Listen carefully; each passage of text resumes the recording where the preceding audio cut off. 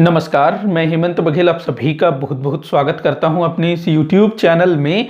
आज के इस वीडियो में हम पढ़ने वाले हैं आंग्ल नेपाल युद्ध के विषय में। जिस प्रकार से भारतीय इतिहास में आंग्ल मराठा युद्ध, आंग्ल फ्रांसीसी युद्ध, आंग्ल मैसूर युद्ध का महत्व है, ठीक उसी प्रकार से आंग्ल नेपाल युद्ध भी बहुत ही अधिक महत्वपूर्ण है। यहाँ से भी अक्सर परीक्षाओं में प्रश्न पूछे जाते हैं, तो आप लोग वीडियो को आखिर तक देखिएगा। अच्छा लगे तो लाइक और शेयर जरूर करिएगा। तो चलिए शुरू करते हैं आज के इस टॉपिक को।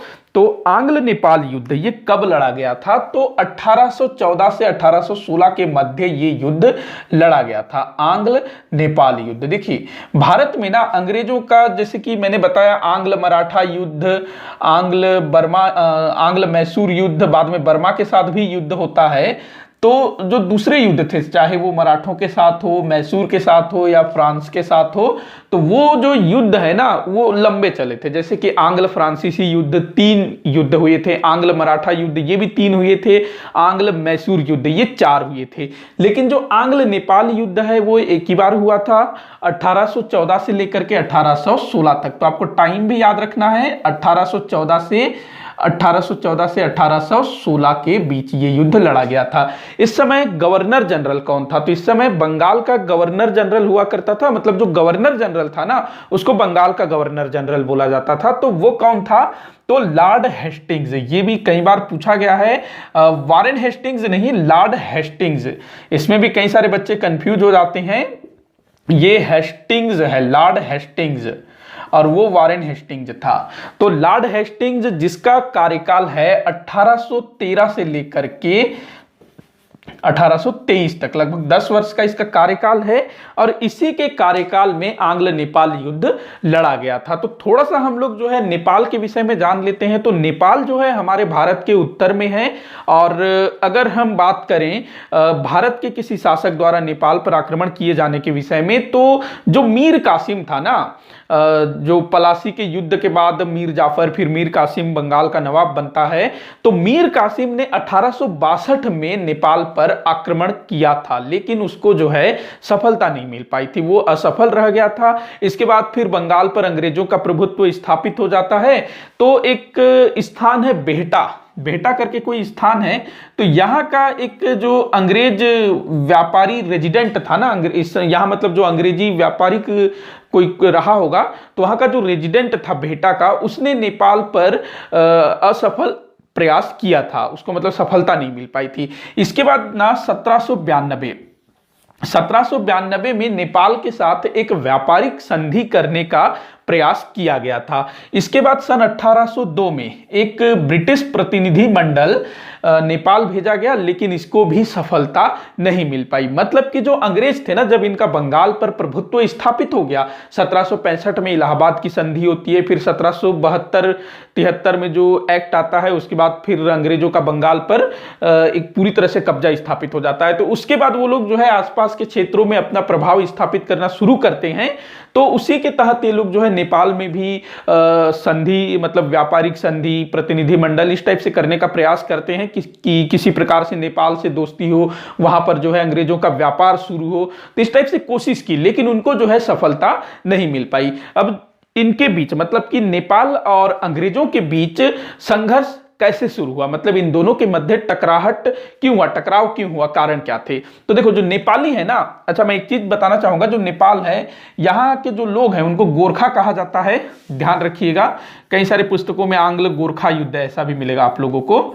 तो गोरखा, तो जो गोरखा थे या फिर नेपाली, ये बड़े शक्तिशाली थे, क्योंकि जो पहाड़ी लोग होते हैं उनका जो जीवनचर्या होता है काफी मुश्किलों से भरा हुआ होता है।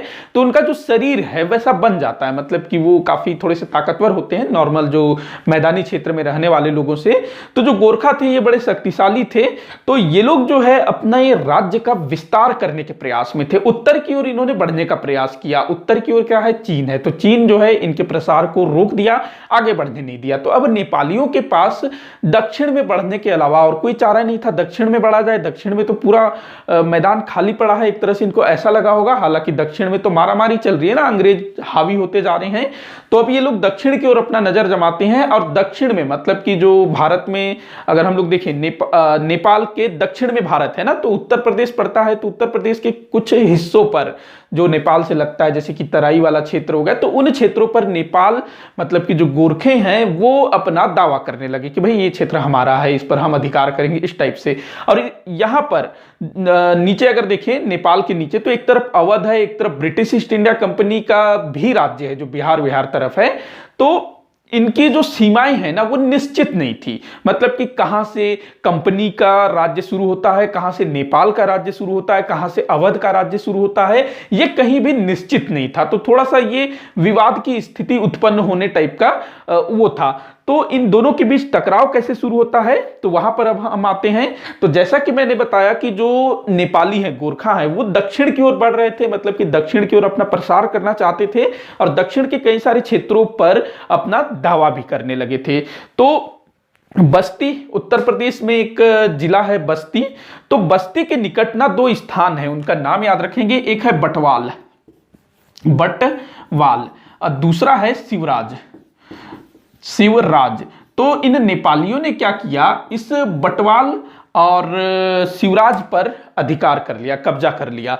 अब चूंकि बटवाल और शिवराज पर अंग्रेज भी अपना दावा ठोकते थे कि भाई ये क्षेत्र हमारा है, तो इस क्षेत्र पर नेपालियों ने अधिकार कर लिया, बटवाल और शिवराज पर।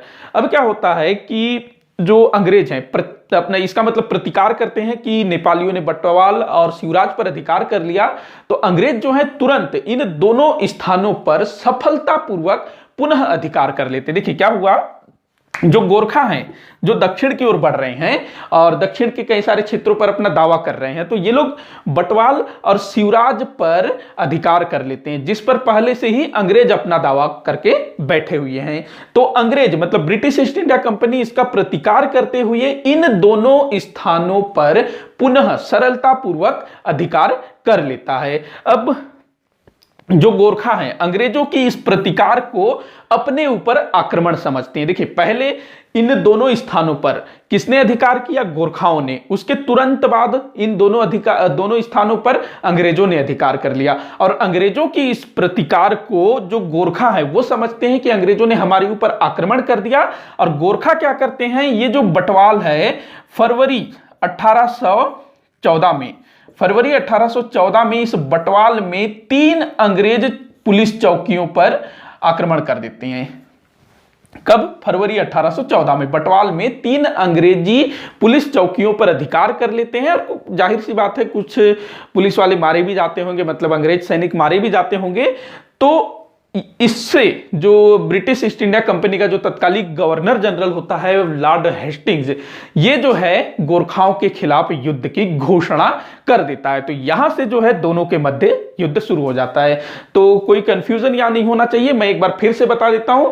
देखिए सबसे पहले जो गोरखा हैं वो लोग बटवाल और शिवराज पर अधिकार कर लेते हैं, जिस पर पहले से अंग्रेज अपना दावा करके बैठे हुए हैं। तो अंग्रेज इसका प्रतिकार स्वरूप बड़ी ही सरलता से बटवाल और शिवराज पर पुनः अधिकार कर लेते हैं। और जो गोरखा हैं अंग्रेजों की इस प्रतिकार को अपने ऊपर आक्रमण समझते हैं और क्या करते हैं, बटवाल में 3 अंग्रेज पुलिस चौकियों पर आक्रमण कर देते हैं। और इसके प्रतिकार स्वरूप फिर लॉर्ड हेस्टिंग्स जो है वो गोरखाओं के खिलाफ युद्ध की घोषणा कर देता है। तो यहां तक आप लोगों को चीजें समझ में आ गई होंगी। तो अब यहां पर लॉर्ड हेस्टिंग्स क्या करता है, तैयारी शुरू कर देता है और लगभग 34,000 सैनिक इकट्ठा कर लेता है। किसके खिलाफ, गोरखाओं के खिलाफ, अर्थात नेपालियों के खिलाफ।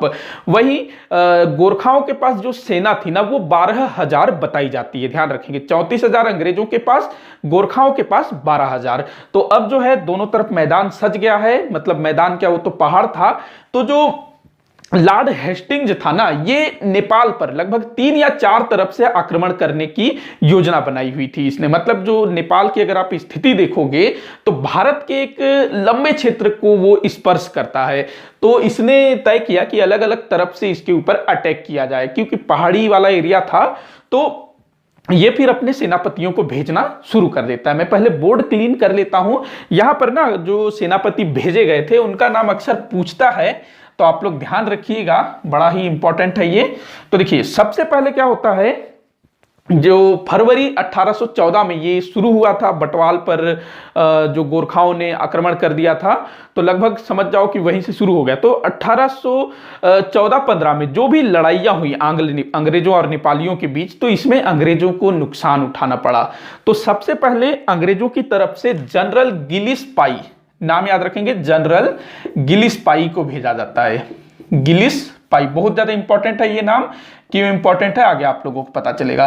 तो जो जनरल गिलिस्पाई है ये नेपाल की ओर आक्रमण करता है, मतलब एक सेना लेकर के जाता है कालंग दुर्ग या कालंग किला। तो कालंग के किले को जीतने के लिए ये मतलब नेपालियों से भिड़ जाता है, और यहां पर जो नेपाली है ना वो जनरल गिलिस्पाई के सैनिकों का हालत खराब कर देती है। मतलब जो जनरल गिलिस्पाई है वो नेपालियों से बुरी तरह से हार जाता है, इसके बहुत सारे जो साथी हैं वो मारे जाते हैं, और खुद ये गिलिस्पाई ये भी मारा जाता है। तो इसलिए ये बहुत ज्यादा इंपॉर्टेंट है। कई बार प्रश्न पूछा गया है कि आंग्ल नेपाल युद्ध में कौन सा अंग्रेज सेनापति या अंग्रेज सैन्य अधिकारी मारा गया था। तो जनरल गिलिस्पाई कालंग के किले को जीतने गया हुआ था, जहां पर इसको नेपालियों से हार खानी पड़ी और खुद मारा गया। अच्छा, इस समय अगर ब्रिटिश ईस्ट इंडिया कंपनी का सेनापति तो वो लॉर्ड हेस्टिंग्स था, बाकी ये लोग सैन्य अधिकारी थे। तो गिलिस्पाई मारा गया कालंग के किले को जीतते हुए। इसके बाद ना इसके उत्तराधिकारी के रूप में मेजर मार्टिनडल, इसका नाम बड़ा अजीब है, मार्टिनडल, मेजर मार्टिनडल, इसको भेजा जाता है। किसको? मेजर मार्टिनडल को। ये जनरल था, ये मेजर था, मेजर मार्टिनडल, इसको भेजा जाता है। अब ये जो है ना जयतक पहुंचता है, ये भी नेपाल का एक स्थान है, एक किला है जयतक। तो जयतक के किले पर पहुंचता है और इसको जीतने का प्रयास करता है, लेकिन यहां पर मेजर मार्टिनडल भी जो नेपाली हैं उनके सामने टिक नहीं पाता है, इसको भी बुरी तरह से हार का सामना करना पड़ता है, लेकिन यहां पर इसकी जान नहीं जाती है। बाकी दूसरे अंग्रेज सैनिक मारे जाते हैं, लेकिन जो सेनापति है, सैन्य अधिकारी, इसको कुछ नहीं होता है। तो गिलिस्पाई मारा गया था, उसके बाद जो मेजर मार्टिनडल गया ये भी हार करके लौटा। तो ये दोनों हार जाते हैं। इसके बावजूद भी ब्रिटिश ईस्ट इंडिया कंपनी मतलब कि अंग्रेज हतोत्साहित नहीं होते हैं, निराश नहीं होते हैं, और वो जो है निरंतर आगे बढ़ते हैं। तो अब जो है जो लॉर्ड हेस्टिंग्स है आगे भेजता है कर्नल निकल्स। ये कर्नल है निकल्स, कर्नल निकल्स, एक और था गार्डनर, कर्नल गार्डनर। तो इन दोनों की संयुक्त सेना, इन दोनों के नेतृत्व में एक सेना भेजता है। कहां पर?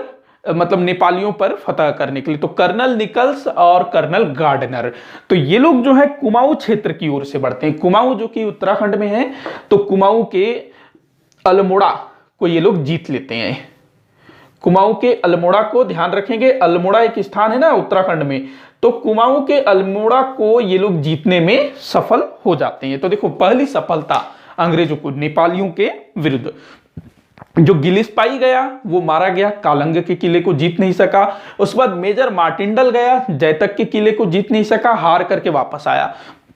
उसके बाद दो लोगों को भेजा गया, मतलब कि दो सैन्य अधिकारियों को, कर्नल निकल्स और कर्नल गार्डनर। तो ये लोग जो है कुमाऊं की पहाड़ियों में अल्मोड़ा नामक जो नगर है, आज भी है, तो उसको जीतने में ये लोग सफल हो जाते हैं। तो यहां से फिर मतलब इनका जो जीत शुरू हो जाता है। हालांकि जो नेपाल पर अंग्रेजों ने जो जीत हासिल की थी ना, उसमें अंग्रेजों के भी दांत खट्टे हो गए थे। इसके बाद ऑक्टर लूनी का नाम याद रखेंगे, जनरल ऑक्टर लूनी, ये बहुत ज्यादा इंपॉर्टेंट है, इसको भी कई बार पूछा गया है। ऑक्टर लूनी, जनरल ऑक्टर लूनी। तो ये क्या करता है, ये भी सफलतापूर्वक आगे बढ़ता है, और एक स्थान है मालाओ। मालाओ, कई सारी पुस्तकों में ना इस मालाओ को मालोन भी लिखता है, पता नहीं क्यों ऐसे उल्टा उल्टा काम करते हैं, मालाओ अथवा मालोन। आप लोग बताइएगा आप लोगों की किताबों में क्या नाम दिया हुआ है, मालाओ अथवा मालोन। मालाओ अथवा मालोन नामक स्थान को अमर सिंह थापा से जीत लेता है। अमर सिंह थापा नाम याद रखेंगे, इस समय नेपालियों का राजा था, अमर सिंह थापा। कई बार पूछा गया है कि जो आंग्ल नेपाल युद्ध लड़ा गया उस समय कौन मतलब नेपालियों को लीड कर रहा था, तो अमर सिंह थापा। तो ऑक्टर लोनी ने अमर सिंह थापा को हराया और मालावो अथवा मालोन नामक स्थान पर अधिकार कर लिया। अब यहां पर अमर सिंह थापा जो कि नेपालियों का हेड है ये हार गया, तो जो नेपाली हैं उनकी हालत खराब हो जाती है कि भाई हम लोग अंग्रेजों के सामने टिक नहीं पाएंगे। तो नेपाली क्या करते हैं, गोरखा क्या करते हैं, वो लोग संधि की बात चलाना शुरू करते हैं कि भाई हम लोग संधि कर लेते हैं, समझौता कर लेते हैं। अब अंग्रेज भी तैयार हो जाते हैं, ठीक है भैया संधि कर लेते हैं, हमको भी कोई दिक्कत नहीं है। तो अंग्रेज जो हैं संधि का प्रस्ताव तैयार करते हैं, लेकिन उस प्रस्ताव में ना बड़े ही कठोर शर्तें रखी गई थी। तो इन शर्तों को नेपाली मानने को तैयार नहीं थे, तो वो लोग जो है संधि को ठुकरा देते हैं, भाड़ में जाओ, हम लोग जो है तुमसे लड़ेंगे। तो फिर से युद्ध चालू हो जाता है और जो ऑक्टर लोनी जो कि नेपाल में ही होता है, तो संधि का जो प्रस्ताव है वो मतलब ठुकरा दिया गया है। तो ऑक्टर लोनी जो है आगे बढ़ता है, निरंतर आगे बढ़ता है और एक स्थान है मकवनपुर, याद रखेंगे मकवनपुर,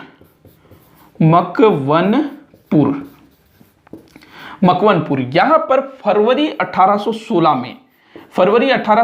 में ऑक्टर लोनी इसको अपने अधिकार में ले लेता है। कहां, कब, फरवरी 1816 में मकवनपुर को ऑक्टर लोनी अपने अधिकार में कर लेता है। और मकवनपुर में ना जो नेपाली हैं, जो गोरखे हैं, वो बुरी तरह से हार जाते हैं और इस बार वो लोग अंग्रेजों से संधि करने के लिए, मतलब कि किसी भी प्रकार से अंग्रेजों से संधि हो जाए ये मान लेते हैं। तो ऑक्टर लोनी पहले तो उसने मालाओ या मालोन को जीता, किससे, अमर सिंह थापा से। उसके बाद नेपालियों ने बोला संधि कर लेते, लेकिन शर्तें कठोर थी, तो संधि को उन्होंने ठुकरा दी। तो ऑक्टर लोनी आगे बढ़ा और मकवनपुर में फरवरी 1816 में नेपालियों को बुरी तरह से हरा दिया।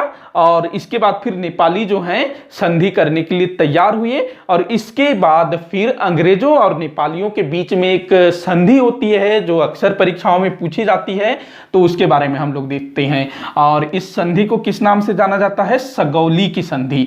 देखिए इसी टाइप का एक जो नाम है, मतलब सगौली से मिलता जुलता एक और नाम है संगोला, जो कि मराठों और मतलब मराठों के साथ हुआ था ये संधि, तो वो अलग है। तो सगौली की संधि होती है सन 1816 में। किसके बीच हुई थी, तो अंग्रेजों और नेपालियों के बीच हुई थी 1816। तो इस समय गवर्नर जनरल लॉर्ड हेस्टिंग्स और नेपालियों का जो हेड था वो कौन था, तो अपने अमर सिंह थापा। तो अब देखते हैं कि इस संधि के तहत क्या क्या मतलब शर्तें रखी गई थी, क्या क्या चीजें हुई। तो देखिए पहला जो चीज हुआ सगौली की संधि से, जो अंग्रेज थे, ब्रिटिश ईस्ट इंडिया कंपनी थे, उनको कुमाऊं और गढ़वाल का क्षेत्र मिल जाता है। कुमाऊं और गढ़वाल याद रखिएगा, ये कई बार पूछा गया है। कुमाऊं और गढ़वाल ये जो क्षेत्र है ना, कहां पर है, आपके उत्तराखंड में है कुमाऊं और गढ़वाल, तो ये क्षेत्र मिल जाते हैं। इसके अलावा जो तराई का जो क्षेत्र है ना, तराई मतलब जो उत्तर प्रदेश और नेपाल के बीच में जो इलाका है ना, तराई उसको बोला जाता है, तो तराई का क्षेत्र भी इनको मिल जाता है। और इसी समय आंग्ल नेपाल युद्ध के पश्चात ही अंग्रेजों को उत्तराखंड में काफी जो स्वास्थ्यवर्धक जो क्षेत्र है ना, जो हिल स्टेशन है, जैसे कि शिमला हो गया, नैनीताल हो गया, मसूरी हो गया, रानीखेत हो गया, इस टाइप के ना बड़े मतलब सुंदर जगह, हिल स्टेशन, ये जगह जो है अंग्रेजों को प्राप्त होता है, जो कि इसी उत्तराखंड क्षेत्र में था। अल्मोड़ा हो गया, तो ये सबको आप लोग ध्यान रखिएगा, परीक्षा में पूछा जाता है। इसके बाद दूसरा चीज याद रखिएगा कि जो नेपाली हैं उन्होंने अपने दक्षिण में, मतलब कि भारत का जो उत्तरी वाला क्षेत्र है वही तो नेपालियों का दक्षिण होगा ना, तो नेपालियों ने एक बहुत बड़े क्षेत्र से अपना दावा वापस ले लिया। मतलब जो नेपाली थे वो तराई क्षेत्र में और भारत का जो कई सारा जो उत्तरी वाला भाग है उस पर अपना दावा कर रहे थे, तो वो उन्होंने त्याग दिया, छोड़ दिया कि भाई उस पर हमारा कोई अधिकार नहीं बनता है। तो ये दूसरा चीज हुआ। इसके बाद जो नेपाली थे वो सिक्किम पर भी अपना दावा करते थे। सिक्किम जो कि आज एक राज्य है ना, तो सिक्किम पर भी अपना दावा करते थे और वहां के राजा को अपने प्रभाव में ले रखा था उन्होंने, तो सिक्किम पर से भी अपना दावा हटा लिया और सिक्किम पर किसका प्रभाव स्थापित हो जाता है? अंग्रेजों का प्रभाव स्थापित हो जाता है। इसके बाद अगला चीज याद रखिएगा, जो नेपाली थे उन्होंने काठमांडू में एक ब्रिटिश रेजिडेंट रखना स्वीकार कर लिया। जैसे कि सहायक संधि के तहत होता था ना कि आपको एक ब्रिटिश रेजिडेंट रखना होगा, तो उसी टाइप से। लेकिन ये सहायक संधि नहीं थी, ध्यान रखिएगा, कोई सेना वगैरह नहीं रखा गया। कुछ पुस्तकों में मैंने देखा है कि उसमें दिया हुआ है कि नेपाल में एक सेना भी रखी गई, नहीं, सेना नहीं रखी गई थी, बल्कि इस संधि के बाद ही जो अंग्रेज थे ना, ब्रिटिश ईस्ट इंडिया कंपनी, उन्होंने नेपाल के जो गोरखा जाति के लोग थे ना, इसके अलावा और भी दूसरे जाति के लोग, उनको अपनी सेना में भर्ती करना शुरू किया। क्यों? क्योंकि जो नेपाली थे, गोरखा थे, वो बहुत ज्यादा वीर थे और उनकी वीरता से प्रभावित होकर के इसी में मतलब प्रस्ताव रखा गया कि हम जो है सेना का मतलब सहायता लेंगे इस टाइप से। तो नेपालियों को अंग्रेजों ने अपनी सेना में भर्ती करना शुरू किया और इस सेना ने ना, जो भारत में प्रथम स्वतंत्रता संग्राम हुआ था, उसमें अंग्रेजों की तरफ से भाग लिया था उस स्वतंत्रता संग्राम को दबाने के लिए। इसके अलावा बाद के वर्षों में भी ब्रिटिश ईस्ट इंडिया कंपनी हो या फिर बाद में जब महारानी का शासन आता है, तो उस समय भी अंग्रेजों का नेपाल के साथ अच्छा संबंध बना रहा और वहां से वो लोग जो है सैनिक के रूप में गोरखाओं को लगातार भर्ती करते थे। तो इस चीज को ध्यान रखिएगा, आज भी जो गोरखा सैनिक है ना, वो अपने वीरता के लिए जाने जाते हैं। तो ये चीज हुआ। इसके अलावा और क्या हुआ? अच्छा, जो नेपाल और ब्रिटिश ईस्ट इंडिया कंपनी का जो क्षेत्र था ना, वो निर्धारित किया गया कि हाँ, इस पार वाला भाग तुम्हारा है, इस पार वाला भाग हमारा है, इस टाइप से। पहले नहीं तो क्या था, अनिश्चित था, मतलब कहीं पता नहीं चल पाता था कि ये वाला भाग हमारे अधिकार में है या नहीं है। जैसे कि वो बटवाल और जो शिवराज को लेकर के हुआ था, तो वैसी स्थिति अब नहीं रही। तो दोनों के बीच जो है स्पष्ट सीमाओं का निर्धारण हो गया और स्पेशल पत्थर के जो खंबे हैं ना, वो स्थापित किए गए कि इस पार से नेपाल शुरू हो जाता है, इस पार से कंपनी का क्षेत्र शुरू हो जाता है, इस टाइप से। तो स्पेशल जो है, जैसे आज के समय में भी होता है ना, जो पत्थर लगाया जाता है कि इस तरफ वो है, इस तरफ वो है, इस टाइप से। तो वैसे ही जो है खंबा वगैरह लगा दिया गया, इस तरफ से नेपाल शुरू होता है, इस तरफ से कंपनी का क्षेत्र शुरू होता है। तो सीमाओं का स्पष्ट निर्धारण हो गया। तो ये चीज थी। कुछ और छूट रहा है या नहीं, मैं एक बार देख लेता हूं। तो इसके बाद अच्छा, एक चीज और आप लोगों को बताना था कि जो सिक्किम है, जिस पर से नेपाल ने अपना दावा छोड़ दिया और सिक्किम किसके प्रभाव क्षेत्र में आ गया? अंग्रेजों के प्रभाव क्षेत्र में आ गया। तो जो सिक्किम के जो राजा थे, उसके साथ सन 1817 में अंग्रेजों ने एक पृथक संधि की। ध्यान रखिएगा, उस राजा का नाम क्या था, मैं एक बार देख लेता हूं, आप कभी पूछा जा सकता है। तो इस राजा का नाम था चोग्याल। याद रखिएगा, चोग्याल ये सिक्किम का राजा था। पहले इस पर ना जो नेपाली थे उनका प्रभाव था, मतलब ये एक प्रकार से नेपालियों के अधीन था चोग्याल, सिक्किम का राजा। तो 1817 में इसके साथ संधि होती है और इस संधि के तहत इसको जो है तीस्ता और मेची, तीस्ता एक नदी का नाम है, याद रखेंगे, तीस्ता और दूसरा है मेची। तीस्ता और मेची नदी के बीच का क्षेत्र इसको दिया जाता है। तीस्ता और मेची नदियों के बीच का क्षेत्र जो है चोग्याल को दे दिया जाता है और सिक्किम इस प्रकार से अंग्रेजों के प्रभाव क्षेत्र में आ जाता है। तो 1816 में सगौली की संधि हुई थी, 1817 में सिक्किम के साथ संधि हुई थी। ध्यान रखिएगा। और ये जो सिक्किम के साथ संधि हुई थी, इससे मध्य एशिया को जो मार्ग जाता है, सिक्किम से होकर के जाता है ना, कौन सा दर्रा है बताइए कमेंट करके। सिक्किम में कोई दर्रा है ना जो भारत को चीन से जोड़ता है, मतलब कि मध्य एशिया से, तो उस पर जो है अंग्रेजों का एक प्रकार से अधिकार हो गया। तो अंग्रेजों को मध्य एशिया जाने वाले राज्य पर प्रभाव स्थापित हो गया, ये हम लोग बोल सकते हैं। तो ये था। तो इस प्रकार से ये था आंग्ल नेपाल युद्ध। और इस युद्ध से ना जो अंग्रेजों का नेपाल पर पूर्णतः अधिकार तो स्थापित नहीं हुआ, लेकिन जो नेपाल है वो अंग्रेजों का मित्र राष्ट्र बनकर बन गया। मतलब कि जो नेपाल था उसमें जो रेजिडेंट रखा गया था ना, वो मतलब ऐसा नहीं था कि उस रेजिडेंट की सलाह पर नेपाल को शासन करना था, ऐसा नहीं था। वो एक प्रकार से आप दूत समझ सकते हो, राजदूत जैसा होता है ना, एम्बेसडर, उस टाइप से आप समझ सकते हो। वो सहायक संधि नहीं थी। ध्यान रखिएगा, फिर से मैं एक बार बताता हूं, जो सगौली की संधि थी वो किसी प्रकार की सहायक संधि नहीं थी और नेपाल अंग्रेजों के अधिकार में नहीं था, वो एक प्रकार से मित्र था, अंग्रेजों का मित्र था। बस अब इसके बाद जो है दोनों के बीच व्यापार वगैरह होता रहा होगा। बाकी जैसे भारत में जो दूसरे राज्य थे, जैसे अवध हो गया, हैदराबाद का निजाम हो गया, उस टाइप का नहीं था नेपाल।